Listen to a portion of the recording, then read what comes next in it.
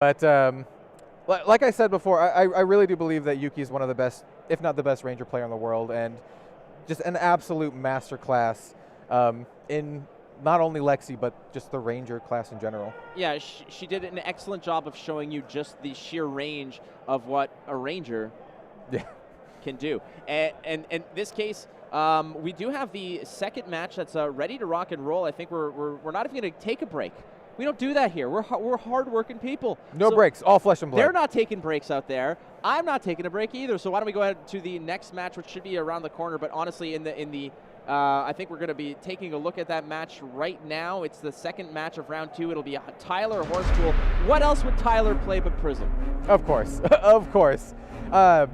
I think it's a really interesting choice, Tyler playing Prism. I don't know if folks out there follow Tyler on social media, but I know going into the event he was kind of like not 100% sure on what class he was going to be playing. I think it's very, very interesting. Oh, no, it looks like Tyler is actually going to be playing Prism. Yeah, Tyler's on Prism. Tyler's on Prism. Tyler's always on Prism. Let's be real. That makes sense. That makes a lot of sense. Tyler Horspool on Prism. Yes. It's peanut butter and jelly. Let's be real. And then Jesse Valdez on Briar. Briar, like we mentioned, opening up this round 2, is in a nice position here. Without a catch-up mechanic like Awakening, a deck like Briar can get very aggressive. So Tyler here opening up with that Parable of Humility. Parable of Humility making all attacks on the board for your opponent -1 attack. And against... ooh. So here we have, is a Runic Reclamation? Yeah, Runic Reclamation. That's a 3 attack, comes in for 7. Yep. It does have the benefit of, when it does connect for damage, destroy an aura. This is one of those, some of those cards you see, you're like, okay, when I play this? Some cards just scream sideboard, and that's what this is. That is 100% a sideboard card, and it is a quite good sideboard card. One that you were very happy to play against Prism in particular. And, ooh, here we have a second... I hate to keep saying it, but the same parable. The same parable. And the beautiful part about this, again, with Luminaris, you can go in with a yellow pitch in the pitch zone. You can go ahead, and each one of those bad boys are coming through for 1 point of damage apiece. Chipping on in for 1. Why not? Very, not incentivized to block with these, so Jesse's very happy to just, I'll take it. Now, Tyler Horspool was the winner of the Calling in Las Vegas. Yeah. Within that snake pit, that shark tank of chains, oh, yes. managed to come out on top. When everyone had chain on top, Tyler Horspool came through and won that tournament with a very, well-adept fatigue strategy. Now, is that what Tyler is going to be moving through here? We've seen, if you follow Tyler on Twitter, you can see some of the turbulence in his mind regarding how to play, and eventually just going back to what you know, which in this case is Prism. Yeah, and I think, in a meta like this, sticking with what you know, that you also know is still pretty good, is a very, very good call. And if you are just like, a master Prism player like Tyler is, it seems like the call to do. We've been very, very lucky here where we get to watch Yuki Lee on Lexi. And now we get to see another master of his craft with Tyler on Prism. And the turns that occurred over here are basically what you're looking to do on Prism. What you want to do is, obviously your opponent's going to be trying their best to clean up all these auras. That is typically the A1 plan.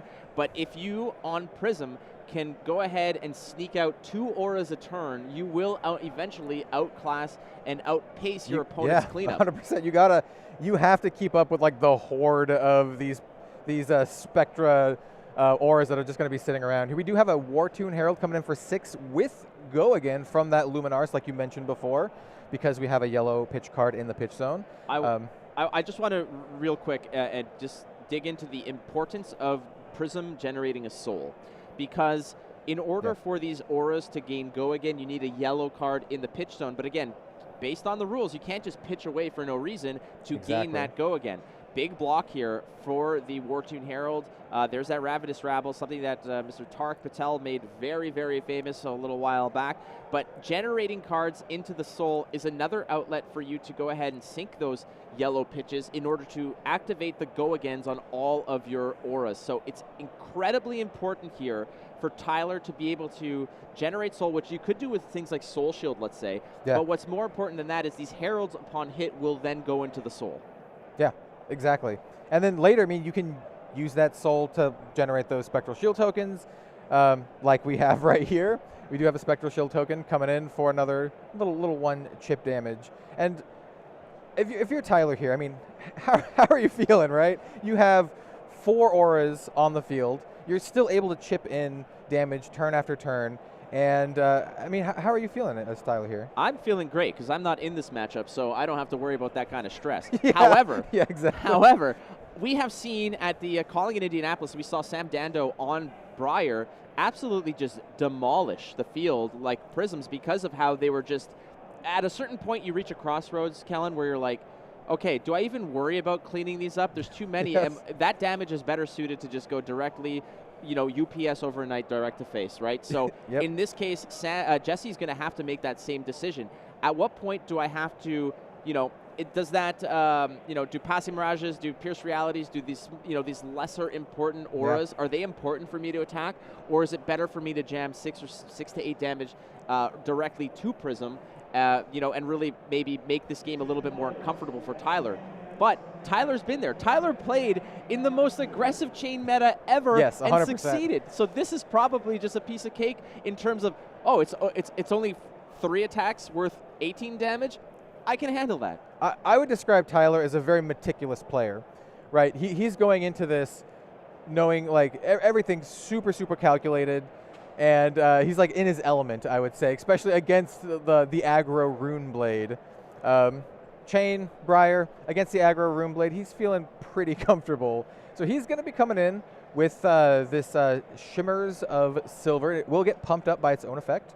We have a double pitch into, this one is... Merciful Retribution. Merciful, yeah. These are one of those very important ones. Again, we're talking about loading up souls, Kellen. This is one that will help you do that. What the Merciful Retribution will do is any of those auras, as you can see, when they're destroyed, you deal 1 arcane damage. If it's a non-token light card, goes to the soul. That very important soul. So Shimmers is it has to be a light card. So things like Genesis, Merciful Retribution, like Ode to Wrath. Ode to Wrath, and Parable of Humility. These are very core cards to the game plan here. It deals an arcane damage to your opponent, and it loads up your soul, which then becomes an outlet for you to go off on the next turn as well. Yeah, exactly, 100%. And Tyler's just very happy, just chipping in with those auras, poking away with the Luminaris and auras. If you're Jesse here, and I've been in his position, you're just sitting down the horde of auras. Very, very pretty cards, but also very, very scary when you're looking at them across the board. Ooh, this is a good card to have in this situation. We talked about it before, the Runic Reclamation. This is a card that you specifically sideboarded against Prism. And the tough part here is, again, Tyler's presenting a lot of, auras, a lot of options. But again, there's kind of like a tier list. Genesis, S tier, one of those very important ones. Merciful Retribution as well. Shimmers is up there in terms of importance as well. So Jesse eventually is going to have to make decisions here. What's more important? In my opinion, you got to get rid of that Merciful Retribution. Oh, for sure. That is your A1 priority right now. Shimmers will grow. It'll also grow your other auras should you want to sort of spread the love around, sprinkle some of those counters a little bit. But that is a card that you absolutely have to respect. Everybody gives a lot of love to Genesis as a very important target, justifiably so. But Merciful Retribution... I've died to it many times, there actually, you go. Yes. I played in a tournament at Harry Tarantula in Toronto against Dave Rude, and my lethal against Dave Rude was I had 3 Spectrals, and I jammed that out, I snuck it in, and that was it. He's like, I see what's coming, and there it was. So that's a big card as well, though. You want to know another scary card? This is Herald of Erudition. This is just a casual dominate. That also lets you draw some cards, and it also will have Go Again because of Luminaris. This is a very, very powerful card in Prism's back pocket, I would say. We're talking about other heroes, and when you're counting those threats, Art of Wars with Chain, 3 of a Kinds with Lexi, that's the one you got to pay attention to and respect if you're Jesse Valdez. And he is respecting it. You can absolutely do that, exactly, because you have the equipment to do it. Yeah, and I mean, you kind of just need to save your equipment for these kind of situations, right? And Tyler's still pretty happy following this up with his onslaught of auras poking on in. It's like Kodachi's on turbo mode. On turbo mode. And as you can see, I believe, so the part of the block was made there as well, and then the follow-up. This is that scenario where Prism sometimes is like, all right, Katsu, I see 2 Kodachis. I got 4 now, so yeah, let's keep going, no problem. And they also have like these effects that do stuff, and they swing for free, and so it looks like we're going to have a block. We're going to block one of the attacks with a Exude Confidence here. Yeah, and when you're facing this down, obviously you're like, okay, why are you throwing away an attack to a card to a small block? Jesse's also evaluating the hand and saying, okay, if I have X amount of go against this, that, I'm going to be left with a card in my hand that does nothing, so might as well sacrifice it and soak up damage. But again, Tyler Horspool at 40, and I don't know how many games I've seen of Tyler playing where you're knee deep in the game, and he still hasn't even been tickled, even a little bit. He's an absolute brick wall right now. He has 5 auras. Like, I don't like seeing like 2 or 3. He's got 5 of them, and all Jesse can do right now is to just try to clean it up bit by bit. Like I said, you gotta respect. And we have an immediate spectral shield just slamming on in. He's like, hey, you know what? You can get rid of one. Haze bending, baby. Yeah, exactly. Yeah, I'm telling you, his game plan, his board right now is built like a brick S house, as it were. I would agree. There's an Ode to Wrath. Here we have an Ode to Wrath as well. So this is one of those pivotal junctures for Jesse where you have to eventually, if you can't clean this up efficiently, if you do not have a way to generate action points like time skippers, if Briar can play Blink, yeah. It's completely possible. It's in her kit. That's true. But even then, you play Blink, you clean up 2, you still got 4. Yeah, and like, not only that is all these cards synergize very, very well, right? Like when one gets destroyed, it's like a Hydra, right? When one gets destroyed, 2 more takes its place. It like you said, it is a brick house. It is a brick house. I do not envy Jesse's situation right here. Not at all. I mean, 1-0 is a nice way to start the day, but when you're paired up against the exactly. Prism player, it's nasty, baby. You talk about players who have put a lot of work into Prism. Yeah. One that I would definitely say is Dalen Mack. Dalen Mack plays 100%. More Prism than I've ever seen. But Tyler Horspool, until otherwise declared, is probably the go-to Prism master at this point. I would agree. I would agree. And I would find it pretty hard-pressed for folks to disagree with that statement. Time and time again, Tyler has shown that he's just like an absolutely phenomenal Prism player. Not only that, but I said this about Yuki and Ranger. I'll say this about Tyler and Prism. Tyler, one of the best Prism players in the world. Cody Williams and Chain. Yeah, 100%. Definitely another one of those. Definitely. So in this case, here we are, and we're at a juncture here where, unfortunately for Jesse, you're staring down this massive wall, but it's not out of reach. There's enough life total here. Exactly. Again, the way that Prism's playing, it's not going to be the objective for Tyler is not to throw too many heralds at you. That's not the game plan. The game plan is to use the heralds perhaps when you have an opportunity, but mainly it's for blocking, it's for pitching, and if you get a chance, obviously you want to be throwing your Herald of Eruditions there. But yeah, the heralds are like just icing on the birthday cake, right? You got your main course. You have your main course is all of these auras, and then when you can just lay on like the tasty dessert, a good old 7 go again tasty dessert, then you're very happy. Oh, definitely happy. But you're also very happy just chipping away with all of like this onslaught of auras here. Yeah, and there's 6 candles on this birthday cake right now, and Jesse's doing his best to blow them out. I mean, let's be real. So the spectral shields, completely possible to go ahead and deal with them. If you come in with a tall enough attack, eventually those spectral shields will bite it. There's not much of a penalty here because the Merciful Retribution was wiped out. Again, Merciful Retribution saying that whenever an aura is removed from the board or destroyed, so those spectral shields, for example, will deal 1 arcane damage to your opponent. Now with Ode to Wrath, that becomes 1+1. So you can see how this house of cards is so intricately stacked, but it's sturdy enough and it's devastating enough that it can survive, and one just little nick and cut becomes devastating. So this could be a pretty big turn for Jesse. We have a Sting of Sorcery into a very, very, very powerful card from from Everfest here. That is Swarming Gloomveil. Yeah. That is one of those A+ cards. The Swarming Gloomveil won't be fully activated because we don't have the auras that are needed to do that. Pressing through here, Lightning Press. We've seen just how powerful this card could be. Again, just adding 3 on top of the damage. So that is now a 6-attack Swarming Gloomveil. So if you're Tyler here, like how much of this are you committing? Is he just going to take this? Well, I mean, I don't see why. Again, you have to evaluate your hand. The best players in the world will know that at the end of their turn, they're going to have no cards in hand and hopefully an arsenal. Yeah, so it looks like he took it, and then Jesse's following that up with a Sonata Arcanix. He will generate a Embodiment of Lightning because that's his second non-attack this turn, which is a great card for setting up a future explosive turn. That Embodiment of Lightning actually could be quite good against this onslaught of auras. Lightning Surge shown as the from Sonata Arcanix, and again, it's been a while since we've seen those Embodiment of Lightnings being generated. That was basically the bread and butter of how Briar can go both tall and wide, right? So yep, the 2021 special, I would say. No, definitely, absolutely. But again, a completely different approach to this matchup. Tyler Horspool again with all of those auras coming in with Death by 1,000 cuts. And that's basically the way it's going to go here. So, again, a very slow and steady approach from Tyler.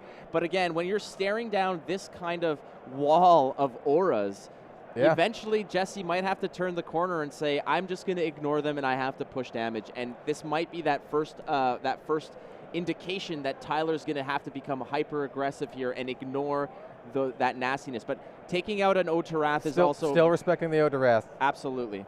Yeah, I mean... I respect the respecting of the Otarath. You have to. And Haze Bending, again, leaving a little Easter egg at the end of that. When Otarath gets wiped off the board, Haze Bending kind of a little bit of an extra drop. And another Otarath. We have another one? Look at Jesse. Jesse's just laughing it off. It's like, dude, I just dealt with that. He's like, yeah, come on, man.